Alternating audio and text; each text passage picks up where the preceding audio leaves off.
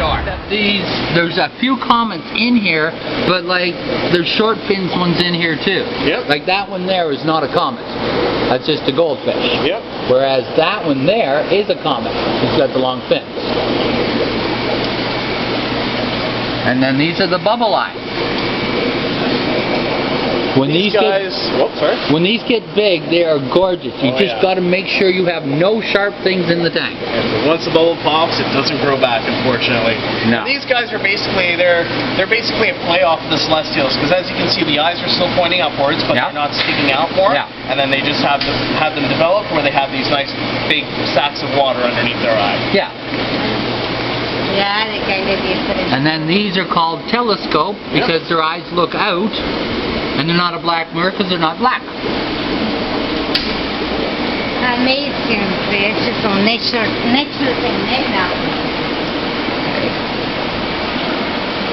Here's some more of our smaller orandas here. And then we've got our fantails down here, which is kind of like, you know, your basic double-tailed goldfish. And we've got mainly reds in here, a couple calicos. These are red-capped orandas. Yeah. These are assorted orandas. Yep, so we've got a mix of the golds, the blacks, red and whites, reds. There may be a couple chocolates. I see one chocolate in there. I see a calico as well in there. I see a full Snow White in there. Yeah. Kind of a few whatever mating with small red orandas in there. Same. Blackmores. Yep.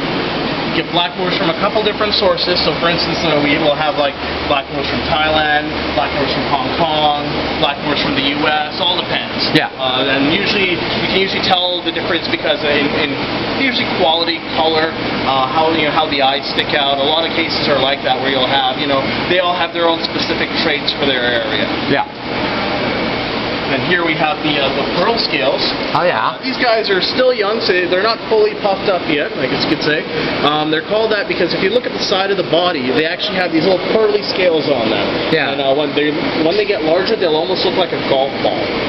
Yeah, I got some from you a while ago, I think. That, the big guys, right? Yeah, they were gorgeous. But if you look, you can kind of see the pearls. As they get bigger, they're easier. Some more black moors. Yep. Up here are assorted variatus. They're actually, I use some quotations, Peter variatus. Yeah. Variatus is another strain of live bear. As you can see, they're kind of like a mix between a platy and a swordtail. Yeah. Or platy and a volley, because they have the kind of platy, face and look, but they have more of an elongated body, just kind of like a swordtail. Yeah. Same thing in here. Yep, same thing there. Black moors here. Yep. Okay. Snails. Yes, assassin snails. Assassin snails, these guys actually came in last night. They're called that because they actually eat other snails. So if you have any pest snails that constantly reproduce, like the pond snails. Exactly. You throw a couple of these, or you throw a couple of these guys in there, and they'll eradicate the problem. Yeah. And they're, I have some in a planet tank where I don't have any more pest snails, and they're also a scavenger, so whatever leftover food or detritus or anything like that, they're fine with that as well. Yeah. And then in here? Yes, the shark tooth clams. One of my favorites. One of the newer ones that we start. One of the newer items we've started to bring in here. As you can see, they're called that because they have a bit of a shell growth that kind of looks like a shark tooth. Okay. And they're fully freshwater, and they're bivalve, just like your flame scallops. Yeah, bivalve means two shells. Univalve means one shell, like the Aspia snail. Yeah. And what do they eat? They're also a filter feeder, so I mean they'll have the same type of tube setup, just like a flame scallop, and so whatever little insects or critters are in the water. Would you need to feed them supplementally, or is there enough food in the tank? You would have to add some food to the tank. Like a lot of cases, I've seen actually people take flake food and wet it until it turns into a mush. Okay. And it clouds the water, and then they pour that clouded water into the tank. Oh, okay. And so because it's broken up so much, these guys can eat it no problem. I've also heard of cases where people will place them in their outdoor ponds, which naturally have your plankton and such, and they thrive that way as well. Yeah. Well, I've kept them at the store in tank in the front window that went green. Oh yeah? They cleaned that right up. Nice. Then we got some plants. Yeah, we've got a kind of a mix of plants here. We've got some onion bulbs, some cardamom, some Sandriana, moss balls. Sandriana, although it's fully submerged here, it's actually more of a marginal plant. Yeah, it's an immersed plant. Yeah, so it's actually, it does really well if you just, in a betta bowl really, because you can just have it where, oh well, might as well grab both, where just the roots are in the water like that, and then you have, you'd say your betta bowl, so you have the betta living down here, you have the roots in the water like that, and then the rest of the plants growing out of the water like that. That way it acts as a biological filter. Exactly. And there's Ambulia, that's a fully underwater plant, but also it grows up out of the water and it'll flower up there. Or Jungle Val. Yeah, we got some. Everybody has Jungle Val. And over here we have our fiddler crabs.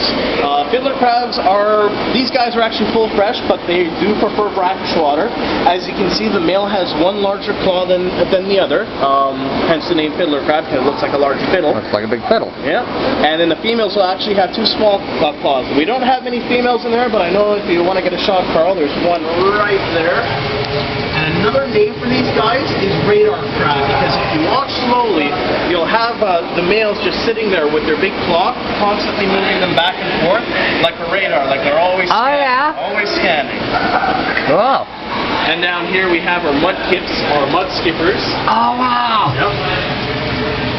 A little bit dark, but yeah, we got those guys. And these are the Indian mud skippers, if I'm not mistaken.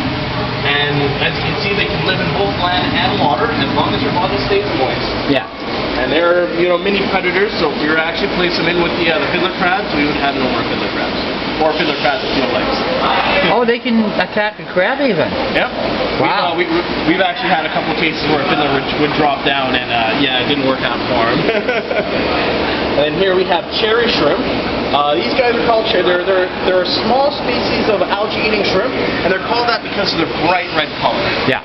And very easy to breed. They do phenomenal in small tanks, like even a little desktop tank.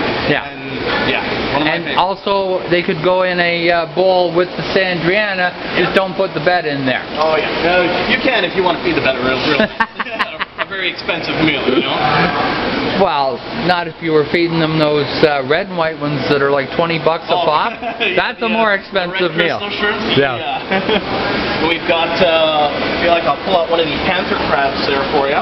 Okay. They're one of the newer species of crab or crustacean on the market, sorry. And these guys are called that, as you can see by the spots all over them. They're fully aquatic, but they're a little bit aggressive, so they will take out any small fish or so. Okay. So we actually have, we've had them living before with larger cichlids and things like that. Things are still peaceful, but large. Okay. They've been okay. They're, just a scavenger. Anything that hits the bottom, we just kind of run out, grab, and then run back. Stick his head in and see the camera and run. Nice. Okay, so we'll end this little segment.